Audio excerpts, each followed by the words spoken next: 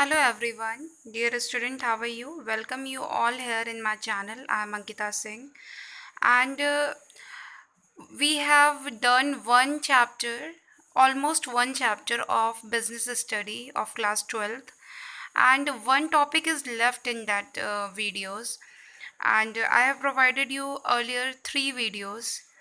This is the fourth video of important topic which is left in the last three video, and this is the topic is coordination. Coordination ये आज का topic है हमारा। आप सबको coordination word का मतलब समझ में आ रहा होगा। कोऑर्डिनेशन मतलब होता है तालमेल। मैनेजमेंट में कोऑर्डिनेशन का बहुत इम्पोर्टेंट रोल है। अगर एक टीम वर्क को करना है मैनेजमेंट, क्योंकि एक टीम वर्क होता है, एक कंटिन्यूस प्रोसेस होता है, उसको करना है तो एक तालमेल बहुत ज़रूरी है अपने कोऑर्डिनेट्स के बीच में। जितने हमारे को वर्कर्स हैं, कोऑर्डिनेट्स हैं, को टीम मेंबर्स हैं, उनके बीच में कोऑर्डिनेशन, एक अच्छा तालमेल बहुत ज़्यादा इम्पॉर्टेंट है। जैसे कि आप सब ने देखा कि 5 फंक्शंस होते हैं मैनेजमेंट के: planning, organizing, staffing, directing and controlling. The coordination is the most pervasive, the most primary function which is very important in every department of the management. Management की हर एक डिपार्टमेंट में जो कोऑर्डिनेशन फंक्शन है वो बहुत ज़्यादा important है। तो सबसे पहले हम बात करते हैं कोऑर्डिनेशन। जैसे कि मैंने आपको बताया हिंदी मीनिंग उसकी तालमेल। तो कोऑर्डिनेशन मीन्स इंटीग्रेटिंग और bringing together different activity of an enterprise. किसी भी इंटरप्राइज, किसी भी बिजनेस की जितनी भी एक्टिविटी होती हैं उनको एक इंटीग्रेटेड फॉर्म में, मतलब एक यूनाइटेड फॉर्म में, वो एक साथ तालमेल के साथ सारे वर्क को एग्जीक्यूट कराना, वो होता है कोऑर्डिनेशन। मतलब कि हर एक पर्सन एक दूसरे से कोऑर्डिनेट करते हुए काम करे ताकि कहीं पे भी कोई काम ख़राब ना हो। सपोज़ अगर आप लोगों में आपस में ही नहीं बनेगी तो कोई एक टीम वर्क सक्सेस हो ही नहीं सकता। इसीलिए कोऑर्डिनेशन की बहुत ज़्यादा ज़रूरत होती है, क्योंकि सपोज़ आप सब लोग एक कंपनी में काम कर रहे हैं, कंपनी के लिए काम कर रहे हैं, या एक प्रोजेक्ट के लिए काम कर रहे हैं आप सब लोग। तो अगर आप सारे स्टूडेंट्स के बीच में, सारे मेंबर्स, सारे वर्कर्स के बीच में अगर एक अच्छा कोऑर्डिनेशन नहीं होगा, तालमेल नहीं होगा, किसी की किसी से बनेगी नहीं, तो वो काम अच्छे से एग्जीक्यूट नहीं होगा। इसीलिए प्रोफेशनल प्लेस पे हमेशा हमें प्रोफेशनल रहना चाहिए, पर्सनल नहीं होना चाहिए, चाहे कितनी भी प्रॉब्लम हो किसी भी पर्सन से, क्योंकि हम काम कर रहे हैं एक टीम के साथ, एक प्रोजेक्ट पे काम कर रहे हैं या एक कंपनी के लिए काम कर रहे हैं। तो वहाँ पे हमारा पर्सनल स्पेयर मैटर नहीं करता, पर्सनल हमारे इशू मैटर नहीं करते। वहाँ पे प्रोफेशनल स्किल्स, प्रोफेशनली आपको ट्रीट करना होगा एक दूसरे को, और एक कोऑर्डिनेशन के साथ वर्क करना होगा। इसीलिए कोऑर्डिनेशन बहुत ज़्यादा इम्पॉर्टेंट है। कोऑर्डिनेशन कहाँ कहाँ ज़रूरी है ये हम देख लेते हैं। यस डियर स्टूडेंट, जैसा कि आप देख सकते हैं कि कोऑर्डिनेशन कहाँ कहाँ ज़रूरी है, कहाँ कहाँ रिक्वायर्ड है मैनेजमेंट में। It is needed to perform all the function of management. It is required at all the levels of management. It is the most important function of an organization. It is also a primary function. Okay, we have already studied about the different levels of management. तो यहाँ management के हर level में ये work करता है, क्योंकि आप देखिए मैनेजमेंट में टॉप, मिडिल और लोअर लेवल है। तो हर लेवल में कोऑर्डिनेशन होना बहुत ज़रूरी है, तभी कोई भी टास्क, कोई भी परफॉर्मेंस, कोई भी प्रोजेक्ट अच्छे से एग्जीक्यूट कराया जा सकता है। और ये मैनेजमेंट के हर फंक्शन में रिक्वायर्ड होता है। जैसे कि हमने अभी डायग्राम देखा कि जो फंक्शंस ऑफ मैनेजमेंट होते हैं, 5 फंक्शंस, उसमें कोऑर्डिनेशन होना बहुत ज़रूरी है। प्लानिंग, डायरेक्टिंग, कंट्रोलिंग, स्टाफिंग, हर एक डिपार्टमेंट में, हर एक फंक्शन में क्या होना चाहिए? कोऑर्डिनेशन होना चाहिए, तालमेल अच्छा होना चाहिए, तभी जाके कोई भी काम अच्छे से एग्जीक्यूट कराया जा सकता है। सो डियर स्टूडेंट, आपने देखा कि कोऑर्डिनेशन कहाँ कहाँ इम्पॉर्टेंट है और क्यों इसकी ज़रूरत है, इसके बारे में हमने देखा। नेक्स्ट हम बात करेंगे nature and features of coordination. Coordination के क्या नेचर हैं या क्या फीचर्स हैं, उसके बारे में हम बात करते हैं। यस, फीचर्स या नेचर कोऑर्डिनेशन का, तालमेल का क्या फ़ीचर होता है, क्या नेचर होता है, इसके बारे में हम पढ़ते हैं कि जो कोऑर्डिनेशन है ये इंटीग्रेटेड ग्रुप एफर्ट है। मतलब इंटीग्रेटेड ग्रुप एफर्ट का मतलब होता है कि बहुत सारे लोगों का एक एकत्रित, एक यूनाइटेड एफर्ट है। ठीक है, सब लोगों का मिला जुला एफर्ट है। तो ये ग्रुप एफर्ट है। जैसे कि हमें पता ही है मैनेजमेंट एक ग्रुप एक्टिविटी है और कोऑर्डिनेशन भी एक ग्रुप इफेक्ट है, एक ग्रुप एफर्ट है। एक पर्सन के ही सहारे सारा कोऑर्डिनेशन नहीं हो सकता।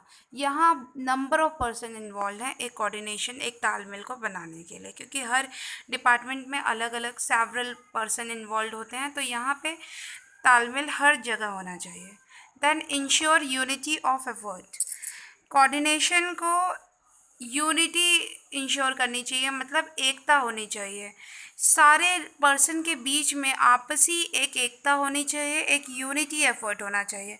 ये नहीं कि सब अपने चक्कर में, अपने स्वार्थ के कारण दूसरों की हेल्प ना करें और एक काम को, एक टास्क को ख़राब कर दें। जैसे कि होता है किसी किसी के मन में कि आज अगर इसका काम बिगड़ जाएगा तो इसको बॉस से मार पड़ेगी या डांट पड़ेगी या इसे कुछ ना कुछ इसको सुनने को मिलेगा तो मज़ा आएगा।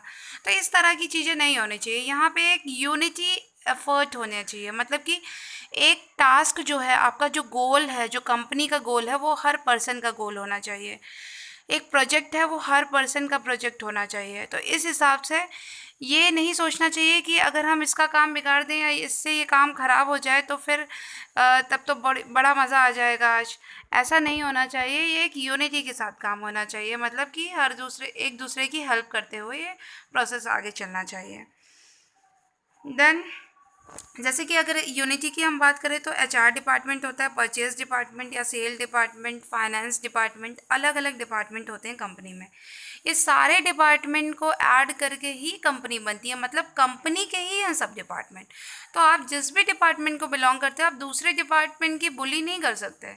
वहाँ दूसरे डिपार्टमेंट को नीचा नहीं दिखाने के लिए कुछ काम करोगे, क्योंकि अगर वो होगा तो कंपनी का काम खराब होगा और इससे पूरा का पूरा प्रोजेक्ट खराब हो सकता है। इसीलिए कोऑर्डिनेशन बहुत ज़रूरी है मैनेजमेंट में।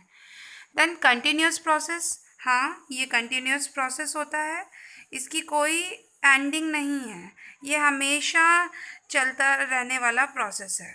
ठीक है, क्योंकि हर समय आपका कोऑर्डिनेशन चाहिए, एक एफिशिएंसी चाहिए वर्क के प्रति, हर पर्सन के प्रति, क्योंकि कंपनी में हर रोज़ जो काम होता है, हर रोज़ जिस चीज़ के लिए वर्क किया जाता है, हर वर्क के पीछे सारे लोगों की यूनिटी, सारे लोगों का टीम एफर्ट और कोऑर्डिनेशन इन्वॉल्व होता है।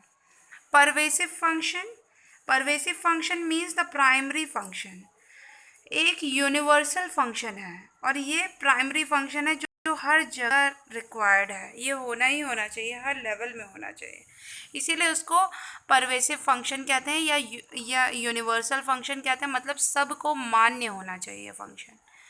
Then responsibility of all managers. Coordination जो है वो सारे मैनेजर्स की रिस्पॉन्सिबिलिटी है, प्राइमरी रिस्पॉन्सिबिलिटी है कि ये इंश्योर करना कि उसके वर्किंग एनवायरनमेंट में, उसके वर्किंग कंडीशन में लोगों के बीच में एक अच्छा तालमेल है कि नहीं, एक तालमेल एग्जिस्ट कर रहा है कि नहीं कर रहा। तो ये बहुत ज़रूरी है, एक अच्छा तालमेल होना लोगों के बीच में। Okay, dear student, I hope I am clear to you. Next is, it is a deliberate function. Coordination जो होता है वो बहुत ही डेलिब्रेट फंक्शन है और इसमें कभी कदार क्या होता है, ऑर्गेनाइजेशन में बहुत सारे कन्फ्यूजन्स क्रिएट हो जाती है जिसकी वजह से काम ख़राब होता है। तो कोऑर्डिनेशन जो होता है वो, अगर आप अच्छे से कोऑर्डिनेट करते रहेंगे, एक दूसरे के प्रति सबकी हेल्प करेंगे, तो यहाँ पे इंडिविजुअल कभी भी कंफ्यूज नहीं रहेंगे, कभी भी वो कंफ्यूज नहीं होंगे, उनके अंदर कोई ऐसी प्रॉब्लम वाली सिचुएशन नहीं अराइज होगी हेल्प करने से रिलेटेड कि हमें ये काम करना है कि नहीं करना है या किस तरह से एग्जीक्यूट करना है। तो ये कैसा है, ये डेलिब्रेट फंक्शन है। इसको डेलिब्रेट फंक्शन इसलिए कहा जाता है क्योंकि जो मैनेजर है वो ट्राई करता है कि सबसे सारी एक्टिविटी के लिए हर पर्सन से कोऑर्डिनेट किया जाए, जिससे कहीं पे भी कोई कन्फ्यूजन क्रिएट ना हो। एक टीम वर्क को सक्सेसफुल बनाने के लिए कोऑर्डिनेशन ज़रूरी है। पूछ पूछ के हर समय एक दूसरे से इंस्ट्रक्शन लेके या एक दूसरे को अपडेट करते हुए सारा काम करना चाहिए, जिससे कहीं पे भी कंफ्यूजन अराइज ना हो। इसीलिए इसको डेलिब्रेट फंक्शन कहते हैं, क्योंकि इसमें खुद मैनेजर्स इन्वॉल्व रहते हैं और वो हर डिपार्टमेंट से खुद से कोऑर्डिनेट करते चलते हैं, जिससे वो कहीं पे भी कोई कंफ्यूजन क्रिएट ना हो। और यही हमें सिखाता भी है कोऑर्डिनेशन। सो नेक्स्ट हम देखेंगे, अब हमने बात की कोऑर्डिनेशन के फीचर्स और उसके नेचर। ये दोनों नेचर एंड फीचर यही हैं। अगर नेचर भी आए तो भी आप यही लिखेंगे और फीचर्स आता है तो भी आप यही लिखेंगे। नेक्स्ट हम बात करेंगे कोऑर्डिनेशन की इम्पोर्टेंस क्या है, क्यों ज़रूरी है कोऑर्डिनेशन।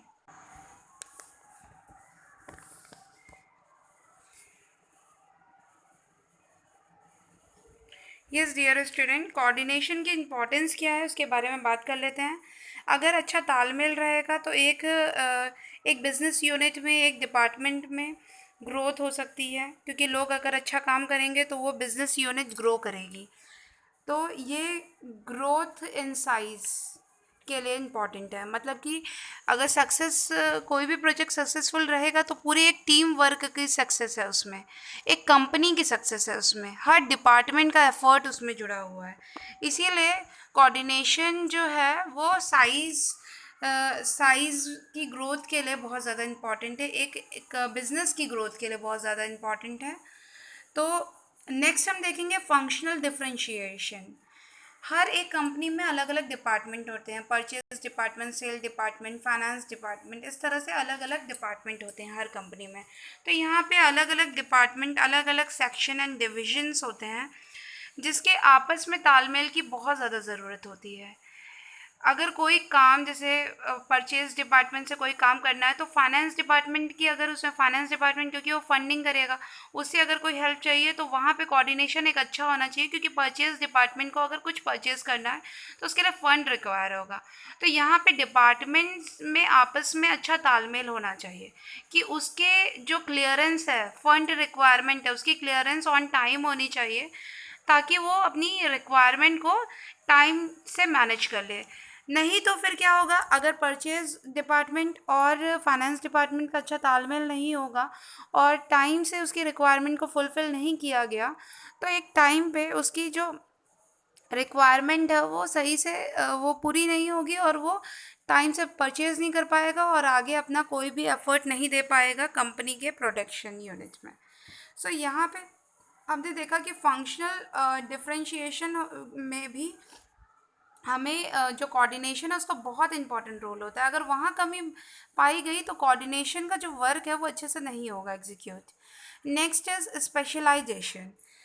हाँ, एक कंपनी में अलग अलग तरह के लोग रहते हैं, जैसे कि बहुत हाई डिग्री स्पेशलाइज्ड लोग, एक्सपर्ट लोग रहते हैं जो वेल क्वालिफाइड होते हैं।